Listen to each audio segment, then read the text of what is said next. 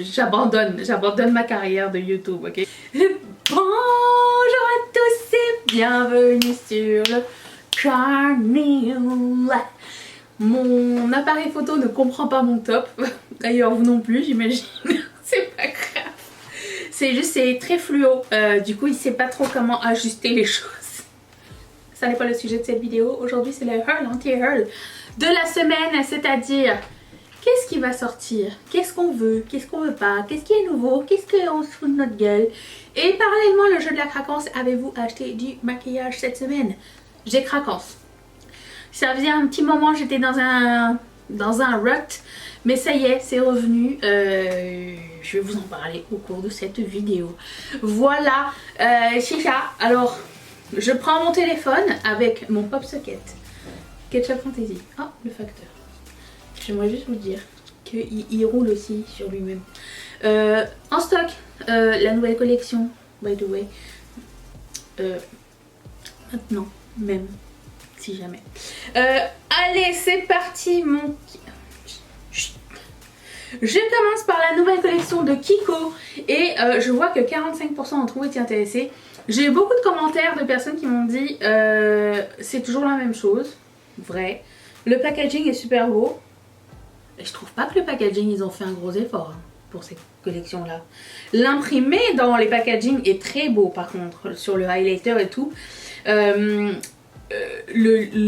engravé, l'engravement, vous voyez ce que je veux dire? J'ai quelque chose dans le nez en fait.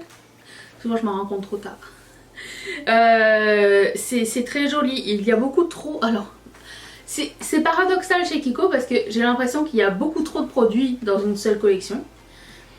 Trop de produits différents, genre un pinceau, une trousse, un primer, un fond de teint, Tu sais pas, alors moi en tant que quelqu'un qui n'a pas de Kiko au Canada, je me dis mais est-ce que ça c'est un fond de teint qu'ils ont remis un nouveau bouchon?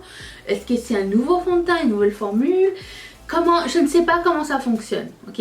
Même chose pour les rouges à lèvres, est-ce que c'est une nouvelle formule? Est-ce que c'est un nouveau packaging? Étant donné que je ne suis pas, j'arrive pas à suivre Kiko, pour moi ça reste très difficile.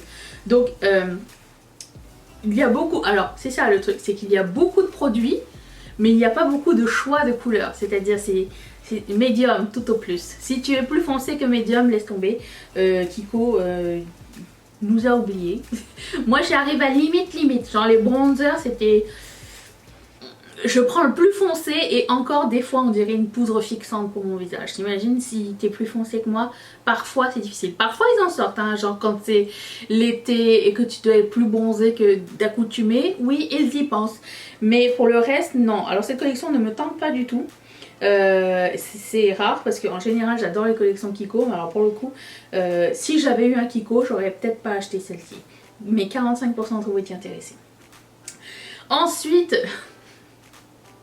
la blague de la semaine. Et surtout, je l'avais prédit. Je l'avais prédit dans ma vidéo où j'avais parlé de ce qu'on ne voulait pas voir en 2021 dans les collections des fêtes. Je savais qu'il y a Chachou en arrière de vous qui s'installe dans son petit panier. Et c'est la première fois que je la vois s'installer dans son petit panier tranquillement. C'est sa nouvelle lubie. Je l'avais jamais vue rentrer dans un panier depuis les années qu'on l'a. Elle a jamais voulu être dans un truc fermé comme ça. Mais là, je sais pas. Ce panier, elle l'aime. Et elle dort dedans toute la journée, elle est là.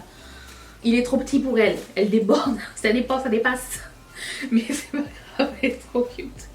Bref, aparté. Revenons aux choses nulles. cette palette de Too Faced. Je vous avais prédit qu'ils allaient nous sortir une palette qui ressemble à la Pumpkin Spice de l'année dernière, à la Pumpkin Spice moins de l'année d'avant. Ça fait 3 années qu'ils nous sortent la même palette. Alors si vous n'avez aucune des 3 palettes, j'aime la qualité Too Faced et je peux que vous recommander si la Color Story vous plaît. Hein. Mais quand même, ils se foutent pas un peu de notre gueule. Si. Par contre, le rouge à lèvres il est beau. Qui est quasiment la même chose. Hein. Le Liquid Matte coûte 22 $ et la palette 49. Free. Ouh. Oh, tu as un mini mascara et un truc. Enfin, ça dépend d'où tu l'achètes. Hein, mais si tu achètes aussi de Too Faced. Bref, 23% ont trouvé intéressé. C'est très rare que vous me donniez un mauvais score pour Too Faced. En général, vous êtes fan d'après les revues que j'ai, d'après les statistiques non officielles de ce que je vois sur mes stories, parce que je vous sonde en fait, et je sais que Too Faced est une marque aimée de vous, donc voilà, c'est ça, c'était ma seule truc. Ensuite, Trixie Cosmetics sort une nouvelle collection, et là pour le coup je pense que c'est la première palette de chez elle qui est magnifique, mais seulement 21% ont trouvé intéressé. Packaging, j'aime toujours pas les trucs Flower Power, tout ça. Ça commence à grandir en moi, mais ça c'est packaging clear, pas plus. Mais la palette est vraiment très jolie. J'ai jamais testé la marque. Il y a aussi un bob, il y a aussi 3 gloss dont aucun qui me plaît. Donc si je devais acheter chez Trixie, il y a aussi une gourde et un miroir.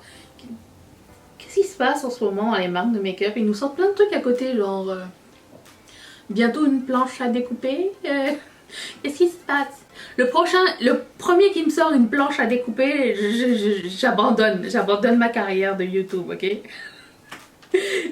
Une planche à découper avec son make-up, à moins que ce soit une thématique boucherie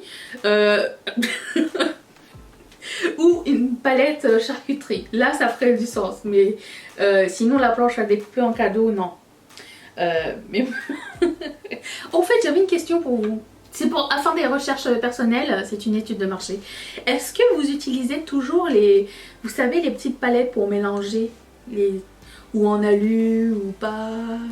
C'est celle avec le petit truc, vous faites votre petite tambouille et vous mettez votre fond de teint ou rouge à lèvres, vous faites votre mélange et tout ça, ou vous mélangez sur le dessus de la main, c'est correct. C'est une étude de marché, j'aimerais bien avoir une réponse. Si ça vous dit. Voilà, donc la collection de Trixie, vous savez que j'aime toujours énormément Trixie, c'est ma drag queen préférée. Plus ça va, plus je l'aime, je la trouve tellement drôle. Et voilà, c'est ça. 21% trouvé intéressé. Ensuite, il y a une collection Colourpop qui va sortir chez Ulta. J'imagine qu'à un moment donné, elle va sortir chez Colourpop. Alors des fois, Colourpop a des collections exclusives à Ulta et quelques semaines plus tard, ça arrive sur le site. Ne vous inquiétez pas. Surtout que bon là, 31% trouvé intéressé par cette palette. Je la trouve pas fantastique. J'aime le packaging de la palette, mais je la trouve pas genre très originale. On dirait qu'ils ont voulu faire la good sport mais moins bien. Pour le coup non, j'aime pas tellement. Les shadow sticks, vous savez que je déteste ça. La vidéo que vous m'avez demandé sur les meilleurs et le pire de Colourpop, ça arrive très bientôt. Je suis en train de la préparer. En fait le truc c'est que je vais aller au travers de tous les articles et vous dire ce que je préfère et le produit que je préfère de chaque catégorie. Si c'est un produit que j'aime. Donc ça va être long. Peut-être je vais devoir le faire en 2 fois, je ne sais pas. Je vais essayer de le filmer en tout cas dans les semaines à venir, ne vous inquiétez pas, c'est planifié. Mon planning de septembre est plein. Je suis trop contente. Les fresh lip et tout ça, j'aime vraiment beaucoup, donc ça cool. Et les Cheek Do, il y a 1 ou 2 couleurs qui m'ont l'air très intéressantes. J'aime beaucoup les Cheek Do, donc ça c'est oui. Pour le reste, il y a Mastercard. 31% ont trouvé intéressé. Ensuite, Trend Mood a sorti sa boîte, sa collection avec Morphe. Alors quand j'ai vu la boîte, j'ai vu genre elle écrit enfin la collection avec Morphe que je vous cache depuis so longtemps. Qu'est-ce qu'elle avait dit exactement? Attendez, que je raconte pas de conneries. Je vais essayer de traduire sur le vif. Quelle était sa présentation? Ok, Revealed. Je suis tellement excitée de finalement partager avec vous mon secret. Voilà. Son secret, c'est une boîte expressément faite. C'est la collaboration Morphe et Trend Mood. Je m'attendais à ce qu'il y ait des nouveaux produits à l'intérieur. Je m'attendais à ce que ce soit vraiment comme une vraie collab, genre Nikita, genre les autres collabs qu'ils ont fait avant, je ne me rappelle même plus les noms, Jacqueline peut-être. Et je m'attendais pas non plus à ce que ce soit super coloré parce que Sophie, la fille de Trend Mood, n'est pas une personne qui porte beaucoup de couleurs, donc je m'attendais à quelque chose de soft, stuff glam, genre un gloss, un rouge à lèvres, peut-être un mascara ou quelque chose neutre, mais je m'attendais à quelque chose de nouveau. Et alors là non, pas du tout, c'est une boîte avec ses meilleurs produits mis dans la boîte, c'est-à-dire dedans. Alors il y a un produit nouveau qui est le eyeliner noir, un mini mascara, un pinceau, un Hydra Liner de Suva Beauty, un gloss de Morphe 2. En fait, ils ont mis des trucs de toutes les marques. Une base P. Louise et une palette de merde. La palette que personne ne veut. Ils ont dit, oh bah tiens, on va la mettre dans la boîte celle-ci. Voilà. Donc, je suis un peu déçue parce que Trend Mood, c'est pas quelqu'un qu'on connaît pas. Hein, c'est quelqu'un qui est une référence quand même. J'ai l'impression qu'elle est même plus influenceuse que les influenceuses à la base. Donc, je m'attendais vraiment à une vraie collab, à une collab intéressante. Non. C'était une collab genre, oh bah, j'ai pris 2-3 bricoles, je les ai mis dans une boîte avec mon nom dessus, puis voilà, je vous le vends pour moins cher, parce que c'est une boîte. Une chose à ne pas faire. J'apprendrai dans le futur. Ensuite, BH Cosmetics, c'est une collaboration avec Iggy Azalea. Quand je vous ai montré la première photo où elle... Je sais pas pourquoi, les premiers visuels vous ont choqué. C'était Iggy Azalea avec une sucette. Je sais pas pourquoi vous étiez... J'ai eu plein de commentaires genre ah c'est vulgaire, ah, ça c'est vulgaire, une fille qui mange une sucette. D'accord. C'est pas le sujet des trucs. J'ai pas trouvé que c'était... Enfin personnellement je sais pas, j'ai pas trouvé que c'était hors contexte. Après bon peut-être vous saviez pas qui était la chanteuse donc c'est pas grave. Mais je sais pas, des fois ça me fait réagir, je me dis ok, il y a des choses que plein de gens voient que moi je ne vois pas. Voilà. Donc c'est une collection un peu Y2K, c'est-à-dire des années 2000. Si vous n'étiez pas au courant, je vous l'annonce par la présente, les années 2000 reviennent en force. Papillon, velours, téléphone à paillettes, gloss, vous savez, cette période, Frost, jean taille basse. Pour moi, c'est des très terribles souvenirs. J'avais 20 ans à l'époque, hein. Donc voilà, donc ça revient. Même à la limite, les années 90, ça me dérangeait un peu moins. Y2K, on en prend, on en laisse. Hein. C'est difficile, c'est très difficile comme période. D'ailleurs, si je ne m'abuse, Iggy Azalea, elle devait pas être très vieille au Y2K. Quel âge elle a? Ah, on fait des recherches. Parce que si elle est née en 2002, les amis... Attends. Alors... Quel âge a-t-elle? En 1990. Elle est née en 1990. Donc elle avait 10 ans quand les années... Elle était une ado des années 2000. Non, ça fait du sens. Ça fait du sens. Parce que si t'as 20 ans dans les années 2000, t'es déjà genre jeune adulte. Et si t'es avant... Ok, ça fait pas de sens. Mais oui, là, ça va. Ok, ça va. 15% trouvé intéressé. Alors, je vais vous dire, les mini palettes... Il y en a 3 et il n'y a pas de mat. Donc, à l'époque, le mat n'existait pas. Alors autant en 90 c'était mat. L'année 2000 c'était complètement l'inverse. Ça veut dire que paillettes, gloss, shimmer. Donc c'était juste ça. Donc il y a 3 palettes irisées. Je n'aime pas les Color Story, aucune des 3. Donc comme ça c'est réglé. Les gloss ils sont trop mignons avec un petit pompon. Si un jour je dois passer une commande chez... BH Cosmetics, je vais en glisser un. Il y a une trousse, il y a une éponge qui vient avec son cercueil à éponge. Il y a un miroir, des faux cils et des pinceaux. Voilà. Il y a aussi une face palette, contour. Ça passe de très clair. Il y a 6 couleurs, très clair à très foncé. Vous ne pourrez pas utiliser toutes les couleurs. À moins que vous soyez très... écoutez, chacun fait ce qu'il veut. 15% trouvé intéressé, donc passons. Alors ça c'est une nouveauté Be Perfect. C'est la palette de l'automne qui s'appelle je sais pas quoi, Antidote, voilà.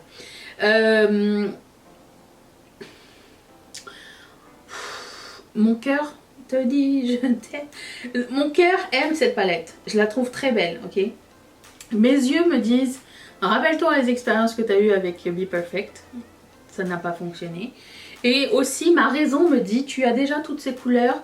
Tu n'as pas besoin d'une aussi grande palette avec toutes ces couleurs-là. Je pense que si elle avait été éditée, elle aurait été parfaite. Style la Good Sport. J'ai l'impression que c'est ce qu'ils ont voulu faire. Elle n'est pas moche parce que mon œil est vraiment attiré vers cette palette-là. Mais je sais que les rouges et les oranges, les rouges et les violets chez eux, chez moi, ne fonctionnent pas. Ils sont vraiment... Je comprends pas leur formule. Et leur formule ne me comprend pas, donc c'est pas la peine. Je vois que 55% d'entre vous étaient intéressés. Moi je veux toujours la grande, la manifeste grande. Est-ce que quelqu'un l'a eu et est-ce qu'elle est bien ou pas? Je suis toujours en train de tester la Blooming Lovely. Je sais pas si vous l'aviez eu. Première expérience, c'était une catastrophe. Deuxième expérience, c'est ça. Ça marche. Je vais attendre le troisième coup pour confirmer. Mais par contre, j'ai pas pu mettre ma base Kat Von D avec. J'ai dû mettre la base Anastasia parce que ça fonctionnait pas ensemble. Juste vous dire, il faut quelque chose de plus collant pour ces pigments là, j'ai l'impression. Ouais, voilà. Donc c'est pas moche, mais c'est tout moche. Next, Kaja a sorti un trio, mais c'est trop mignon. Un trio de mascara, mais ça vient en un seul genre. Donc ça vient en une boule. Attends, j'ai rien du tout. Qu'est-ce que je voulais dire? Ah oui, alors ça vient en 3 morceaux. Ça veut dire d'un côté vous avez le mascara clair, un côté vous avez le mascara allongeant et l'autre côté vous avez le mascara volumisant. Vous avez les 3 mascaras en un. J'imagine qu'ils sont aimantés les uns aux autres, si j'ai bien compris. J'aime l'idée. Je trouve ça cute, je trouve ça innovateur et tout. Mais la fainéantise en moi me dit, je mettrai pas 3 mascaras. Tous les matins. Déjà j'en mets 2. Et quand il faut mettre 2 couches de chaque, je commence déjà à paniquer. J'ai changé de mascara au fait. Je l'ai mis déjà là-bas. C'est le Bare Mineral. J'ai mis dans la barre d'infos, ça vous intéresse. Je ne sais pas trop ce que j'en pense encore. Beaucoup de travail et un peu sec déjà à la base quand j'utilise. J'aime pas quand je dois passer plusieurs fois sur mes cils. Aux cils. Mais je sais pas, on dirait que depuis le Lash Freak de Urban Decay, c'est plus pareil. Voilà. Donc 11% d'entre vous étiez intéressés par le produit Kaja. Ensuite, Beauty Bakery Makeup a sorti des nouveaux pinceaux en ustensiles de cuisine. Ça fait la deuxième fois qu'il est sorti, ça, trop mignon. Avec des petites bouteilles de sprinkles, parce que j'imagine que c'est des petites paillettes ou quelque chose. Body glitters. Voilà, donc tu peux pas les mettre sur ta face. On s'en fout des body glitters, mais les pinceaux ils sont pas trop mignons. Alors moi j'ai eu un commentaire d'une fille, et on en a ri par la suite, hein. Vous inquiétez pas, elle m'a dit, je comprends pas le rapport avec le maquillage. Avec les ustensiles de cuisine. J'ai dit, bakery.